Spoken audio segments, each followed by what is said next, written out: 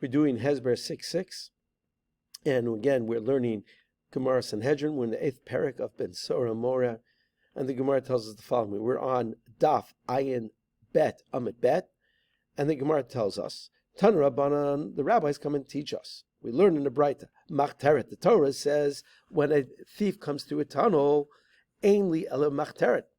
I might only learn that only a tunnel I'm allowed to kill if he's a rodef.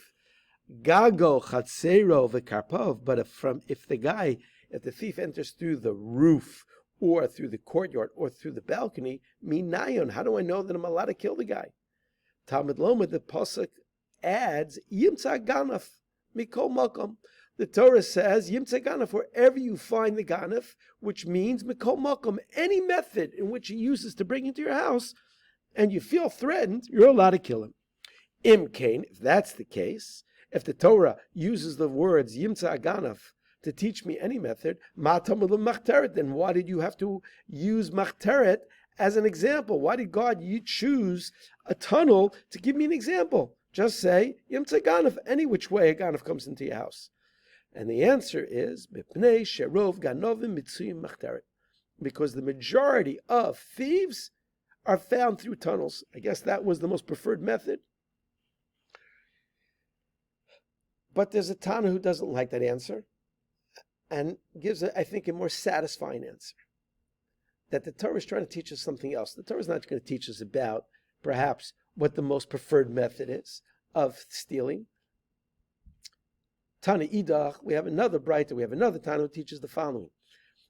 Again, and it's the same form of questioning and answering that we just had. Machteret, when the Torah says machteret, ainli ele machteret, it means only someone who comes through a tunnel I'm allowed to kill.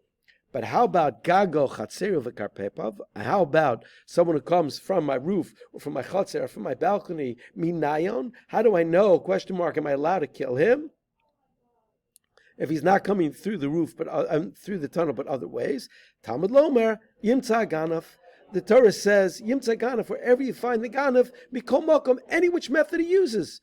Imkain, if that's the case, then why do we need the Torah to tell us that if a thief comes through a tunnel, just say wherever you find the thief, you're allowed to kill him? So what is the lesson to be learned from the word machteret?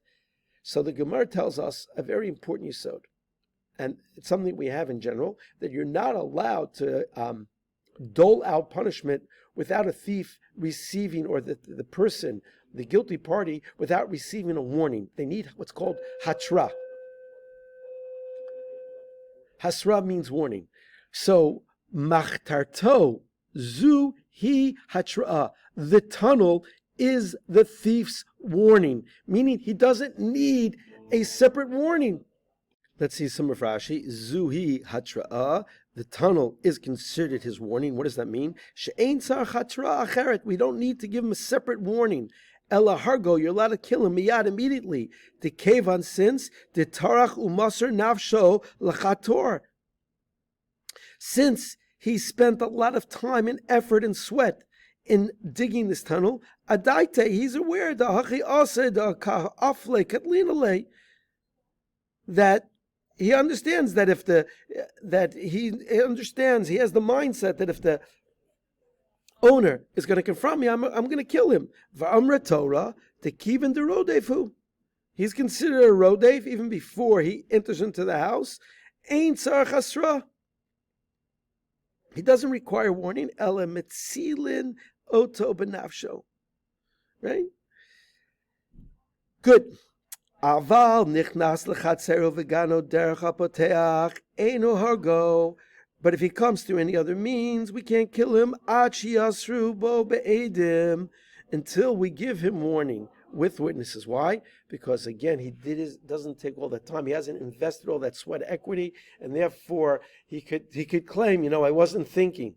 But here we have a case of when you're digging a tunnel, you're making a plan, you're going through the effort, you have plenty of time to think about what you're doing. So fascinating. That itself, that action of digging a tunnel, the Torah points out that works as a hasra, as a warning.